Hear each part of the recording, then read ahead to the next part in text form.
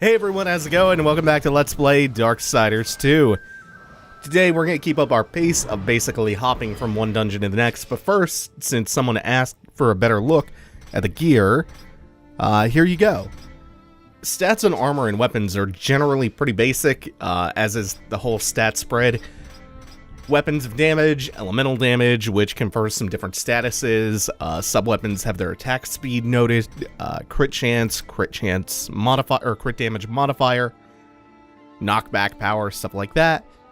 Armor's got your defensive stats, scaling stats. We have some pauldrons here, which I'm going to throw on because they give me an XP boost. Really not complicated itemization in this game. Also, armor is color-coded by rarity, white, green, blue, purple, from most common to most rare. Golds are unique weapons, usually boss drops. Reds are possessed items. 99% of the time, you're really just looking for green numbers, plus a weapon type that suits your tastes.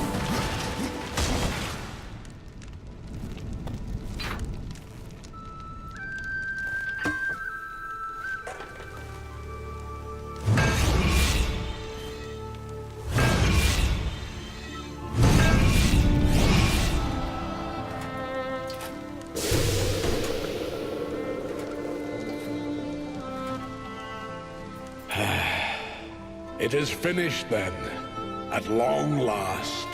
Death, this is a Maker's key, and you had best take it now, before I come to my senses. You seem more likely to lose them, old one. A problem, aye. But there is also a solution. The Guardian. Meant to be our greatest weapon, and capable of clearing the forest around the tree. But an earthquake drove us from the foundry, and now I fear something else roams within. The Guardian was never finished. If the Guardian is your masterwork, how am I to complete him? In the forest lies another construct, one of the few remaining who have not fallen to corruption. He is not as vast as the Guardian, but his heart is strong. Seek him out, and he will guide you to the foundry. There, you may activate the Guardian using the Maker's key. Aye. Constructs do not have a soul like you or I. Not until that soul is given. This key unlocks the stone and prepares it for the ebb and flow of a Maker's life force. In fact, it will bring to life most any construct you find in the realm. And what makes you think I have a soul, or what? Isn't that what troubles you? How will I know when I've found this construct? Constructs are beings of boulder and stone, animated by a Maker's life force. Most possess but a fraction of a soul, just enough to drive them and give them purpose.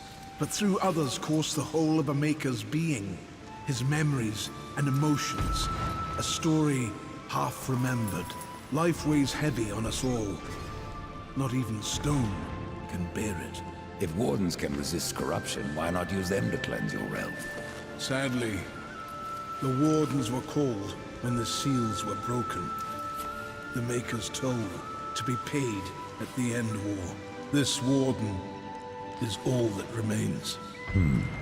Then the seals were broken.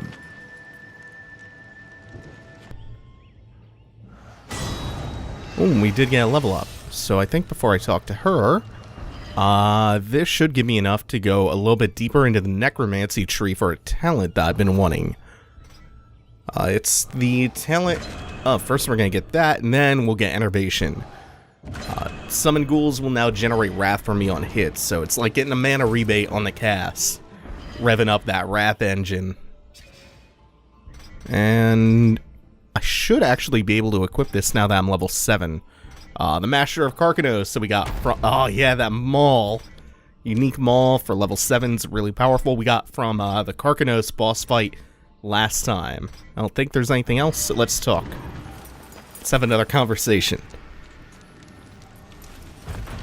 The forge blazes again, Ryder, thanks to you. But that's no excuse to hang about. Have you not a construct to awaken? Well, sure, this key is special. Valus doesn't seem so impressed. Aye. He mourns the loss of his friend. Valus had a friend? Och, aye. His great hammer, Splinterbone. It felled many a giant. But Valus lost it in a dungeon west of here, and it weighs heavy upon him. If you can find Splinterbone and return it to my brother, you will earn his gratitude. Mayhaps the forging of a proper weapon. Why use a key to awaken the constructs? Spirit doesn't pass through stone, unless you carve a channel for it. That's what the key is for. It's sharp enough to slide through the stuff of life. Be careful where you point it. What was Valus doing in a dungeon? We hoped to restore the shattered forge within, but it was corrupted and overrun by the sea and vermin. We barely escaped with our lives, no thanks to Karn. You let that pup guide you? Aye. At the time we did not see the harm, but Karn would do anything to prove himself. I fear one day he will go too far. You will find the hammer just past the fjord. The Stonefather be with you, horsemen. I don't know why subtitles did not show up for that. I don't know why her shadows were so pixelated.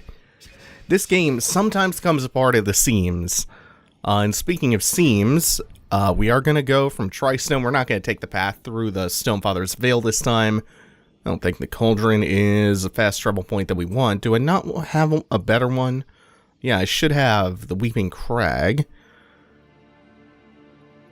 Yeah, I guess I'll go with this one. Oh no, that's a media mistake. I was not looking at the name on the map. To the far east is Baineswood, and I did have a fast travel point that would put me just a little bit further ahead of the Weeping Crag. I was just reading the waypoint marker is Weeping Crag still, but it's at the exit into the Banewoods. Oh well. It's a short little ride. We didn't have to go through the exit to Tristone. But speaking of the seams, you can kind of follow the seams pretty easily here. They don't do a lot to disguise the formula, to distract you from how formulaic this is, especially at this early juncture of the game, where we have just gone from Tristone. We have a conversation, we get sent to a dungeon, we go to the dungeon, we go back to Tristone, repeat. They haven't done a lot to divert us from that path, from following that core loop, and it's tight to a fault, to the point where it really messes up some of the world building that they try to do with all the expository dialogue from the NPCs in Tristone, because they try to set up this intricate fantasy world. But then they really remind you that you're in a video game by following such a tried and true formula all the time without any diversion. Oh, that's just for arcane stack. Can't pick the health pot up. This is what the Maker's Key is for. Like when we completed the Cauldron and we went back to Tristone to turn the quest in and we got the gun, which turned out to be a dungeon item useful in the Drench Fort. This time we completed the Drench Fort, got the Maker's Key, and that's going to turn out to be a dungeon item useful for the one that we're coming up to. Now we entered this small fortress called the Nook. The Nook is actually one of the larger side dungeons, and they send you in here for the first part of it just to teach you about how the Maker's Key mechanic works as a dungeon item. It brings those medium-sized stone constructs to life.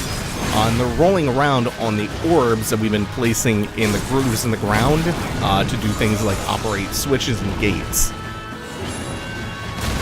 Ooh, look at that Masher of Karkanos damage. I love this as an early weapon.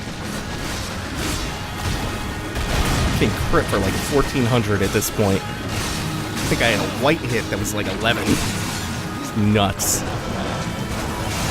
Remember, we'll get a rebate on some of that wrath just from the ghouls hitting. It's not that much with these few skill points, but it's still a little bit. Any amount revving up that Wrath engine is good.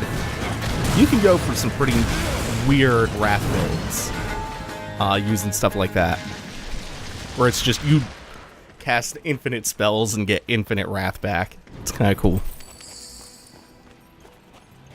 But the other thing that the stone constructs do, aside from ride atop the orbs that we've, what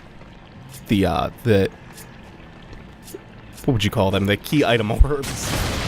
The other thing that they can do is fire out their stone arms along a chain, which you can sometimes use to mosey along, so you can cross gaps. It's a very early hookshot solution.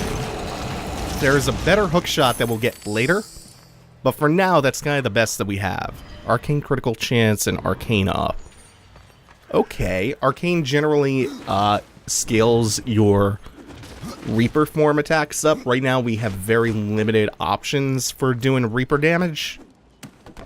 One of them is that that light delay, light combo that ends in a Reaper attack. Reaper form, I think, also scales off of the arcane stat.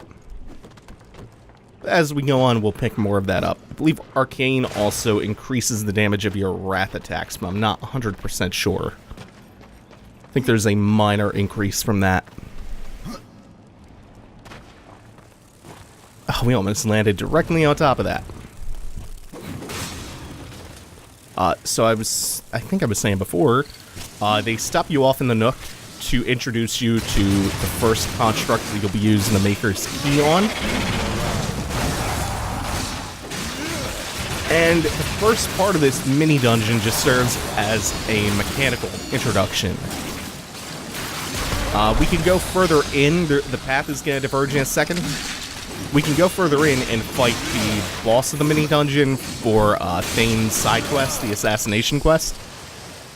We're, again, not going to do that quite yet. We passed a few other side dungeons, like the Weeping Crag. We'll get back to that stuff eventually. But again, we are just going to try to plow straight ahead. That's that Reaper attack that I was talking about. Darksiders 2 does use that same kind of delayed hit system that you see in stuff like Devil May Cry and Bayonetta, where instead of just mashing the button out, you get unique attacks depending on the timing with which you hit the button. So if you hit the attack, the light attack with the sides, then you delay your second hit, and then mash out the rest of the combo, you get that. Now, instead of going deeper into the Nook, we are going to go for the exit. And then that will take us to the path to the next dungeon, the third. Also pretty small like the Drench Fort. Nowhere near as memorable or decent as the Trench Fort. It's a pretty boring dungeon. I think they could have done with maybe cutting this one. I have to go alone. What do you mean this is no place for a horse? No place for a horse. This is an excellent place for a horse. Room for a key. This is an excellent place for a horse, of course, of course. Hey, look, it's Pup. But behind him is something even more important than Karn. It's a chest. Oh, good sides? Yeah, I might as well equip them. Numbers stay white, that means damage is even, or the stats are even. Red means they go down if you equip it. Green means they go up. What of carven stone? That's what we call the Stone of Construct Sentinels, to be specific. A sad thing destroying what a maker worked so hard to craft. But these days it must be done. You'll find the Construct Sentinels you need in the Lost Temple. Good luck to you. Horsemen, may I beg you another favor? What is it this time, Pup? A compass that guided me to many wonders when I was young. I thought it lost, like the temple. But now that you've found one, The other will follow. Very well, Khan. What can you tell me about this place? I've been here but the once. The time I tried to tip a construct. A fine sport. Aye, it is. I could but nudge him an inch before my nerves gave out. The whole time, I felt Muria watching me. Karn's got another one of his lost and found side quests for us. Just like how we had to find the platter for him in the cauldron. I forget what it was in the Drench Fort. We are in the Lost Temple, aka the DE Dust 2 of Warcraft 3 maps. Actually, it started off as a Brood War or a vanilla StarCraft map, I think. I don't remember if that was a Warcraft 2 map. But it was like the Warcraft 3 map for a long time until Turtle Rock, I feel like, overtook it in popularity. Which is a shame. I never really liked Turtle Rock all that much. I thought it was too cramped. Especially if you get... you got side-to-side spawns instead of cross spawns on that map. Nah. So the bases were adjacent. That sucked. Either of the cross spawns on Turtle Rock were okay. Man, Lost Temple was so fucking good, though. You know, Warcraft 3 never had, like, for as much as the custom map scene thrived like hell in Warcraft 3, I don't think it had the most robust, like, custom ladder map scene. Like, that is a huge part of what kept Brood War going and going and going, was they had so many people just making competitive maps for it that were really good.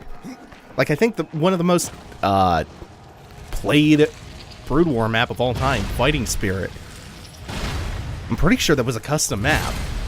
And that is to Brood War what, you know, Lost Temple or Dust to use that again was to Warcraft 3 and Counter-Strike.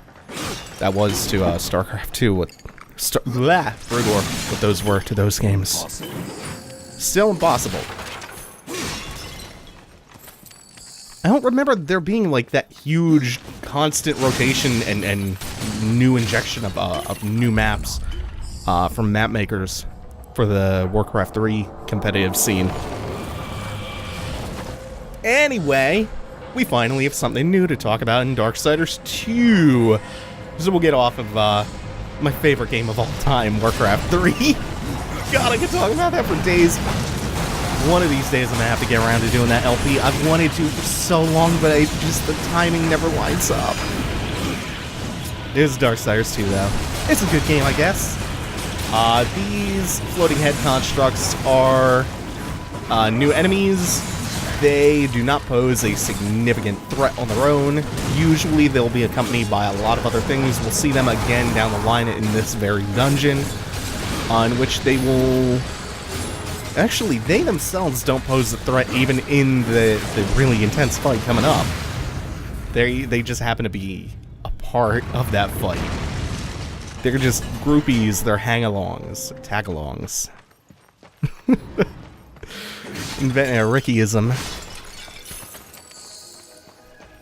They come with an energy shield, which pops very, very quickly. They can sometimes shoot lasers. Normally, they like to vomit the laser directly down, which is of no threat to you whatsoever. And they pop in a couple of bullets, a couple of gunshots. You'll notice some suspiciously placed yellow crystallized corruption as we traverse the hallway using our meteor smash and double evasive roll. And there is a reason. There's actually a third use for the stone constructs that we have yet to see, but which we are on our way to seeing. These are not vines I can climb up, are they?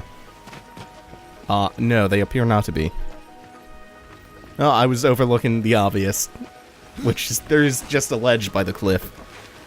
So we're gonna get to the other side of the gap, where stone construct, corrupted one, is waiting for us. So are you. So is he. God damn, man. Nearly 1100 on white damage on a charged hit. So we're going to activate this guy. he has no means to cross the gap on his own, and we're not going to use that hookshot mechanic that I mentioned before. Well, we technically are, it's just, it's not going to create a chain bridge for us. Instead, what we're going to do is use his rocket punch, his zoom punch, to destroy the crystal that was encapsulating the lever. And when we go and pull that lever, it's going to create a bridge so that we can bring the construct back into the main hub room.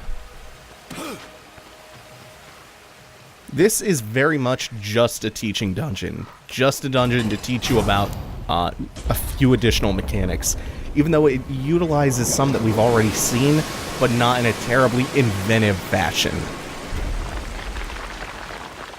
It feels like the kind of thing that they should have been priming you with from the very first dungeon. Like, parts of this one should have been rolled into the first dungeon, and this one should have just been cut.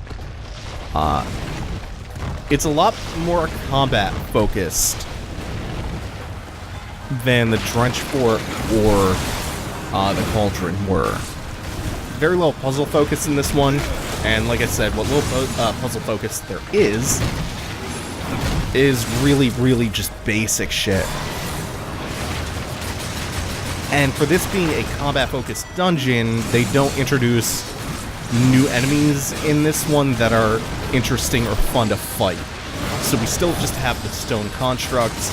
The only saving grace is that even though the enemies haven't progressed, we haven't been introduced to many new ones in here, we have our own character progression, so we're constantly picking up new skills, new abilities, new things to spend our wrath on.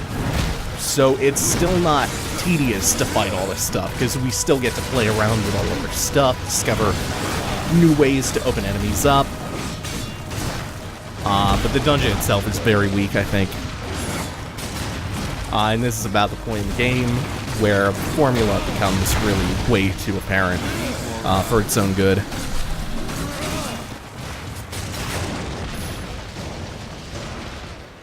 And with that, the spoils, we got a Shroud of Thorns. It's decent.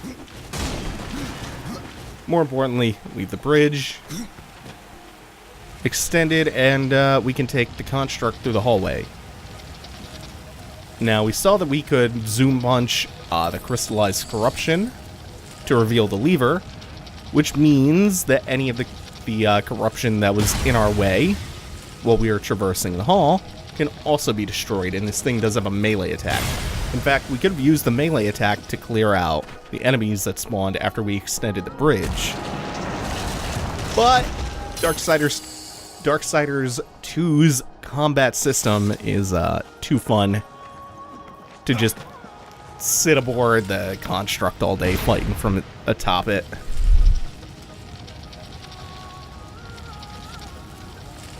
And one more set of this stuff. That was what it was initially barring us from going straight down the hall. And now that we have this out in the main hub room, we can also take it over here. We see there's something on the other side of the gap. This is a hookshot point for the construct. So we can now mount the chain and cross the gap. Something that we could not do before. Now we have this old familiar mechanic. Inert bombs that will still explode if we shoot them. We'll knock the ball over, and we can put it in its groove. Oh, God, that animation's so weird.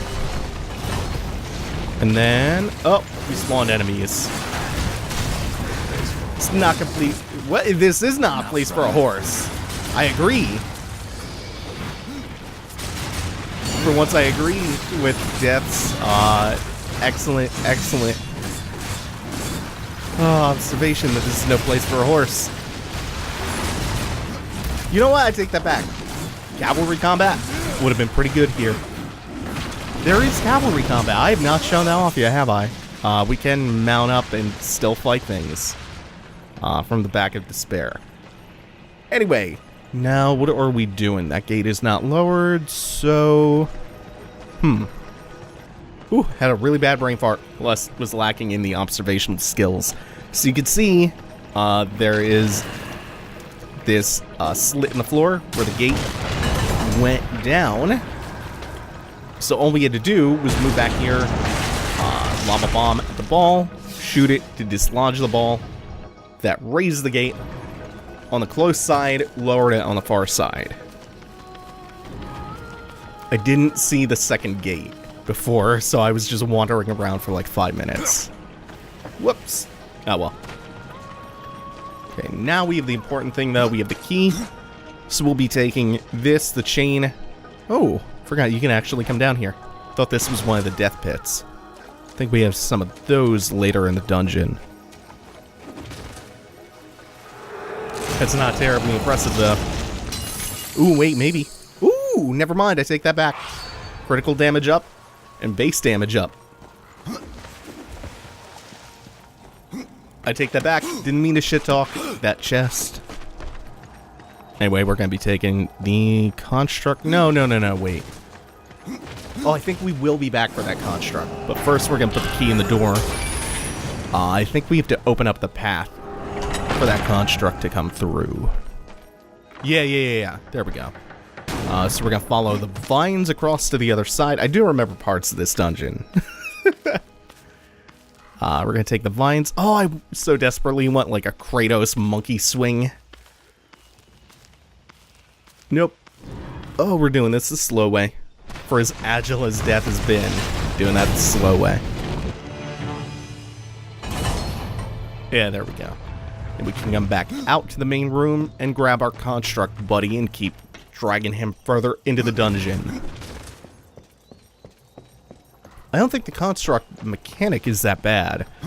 I just feel like it's not significantly new enough to justify an entire dungeon based entirely around this gimmick, with not a lot else going on, because they don't do very much that's super creative or forces you to think really far outside the box with this thing.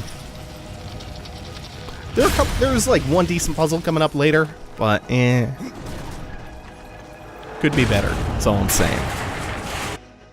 And there's our weirdly late dungeon map, which also doesn't matter because this is a pretty linear dungeon. A pretty linear, small dungeon at that. It's even more baffling than the one in the Drench Fort. So we're going to be leaving this one behind for now and walking into a giant open circular arena.